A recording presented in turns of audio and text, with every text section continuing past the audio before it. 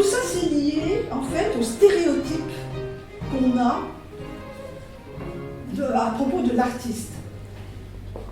Le diable, je vais revenir à mon diable de ma feuille de salade coincée dans la gorge. Pour le diable, il n'y a que deux sortes d'artistes. Il y a la vedette et il y a l'artiste maudit. Voilà. Et si vous creusez bien, dans l'imaginaire collectif, bien souvent, c'est ce qu'on trouve. On vous dit, vous passez à la télé, hein? Donc ça va, vous êtes un artiste, vous passez à la télé, vous êtes un artiste. On ne vous parle pas du contenu, non mais vous passez à la télé. Vous êtes connu, vous êtes un artiste.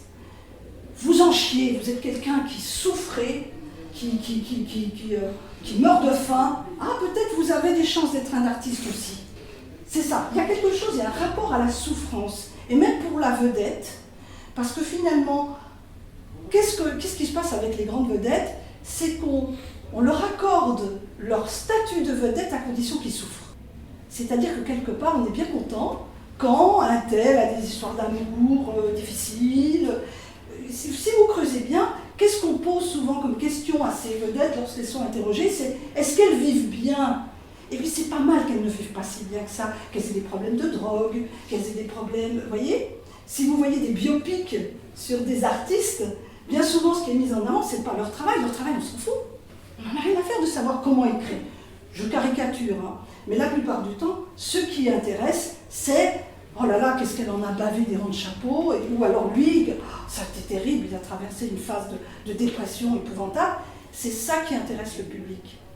Un artiste, pour bon nombre de gens, et dans l'imaginaire collectif, c'est une vedette, mais ou un crève-la-faim, en tout cas quelqu'un qui souffre. D'ailleurs, Léo Ferré dit « L'artiste est fait pour ne pas être compris. C'est un être à part, c'est un être souffrant, hein. Il doit être dans une solitude extrême. Moi, je dis dans mon livre, il choisira le chaos absolu, le désordre permanent, le sombre et le rouge sang, le crachat, le vomi et les larmes. » Ça, c'est un artiste. Il n'a pas d'humour, ni aucune sorte de distance. C'est pour ça que les comiques, ce que je vous disais tout à l'heure, ne sont pas considérés comme des artistes. Parce que l'artiste, il doit aussi secouer son public, il doit faire montre. En fait, quelque part, il est le représentant souffrant de la société.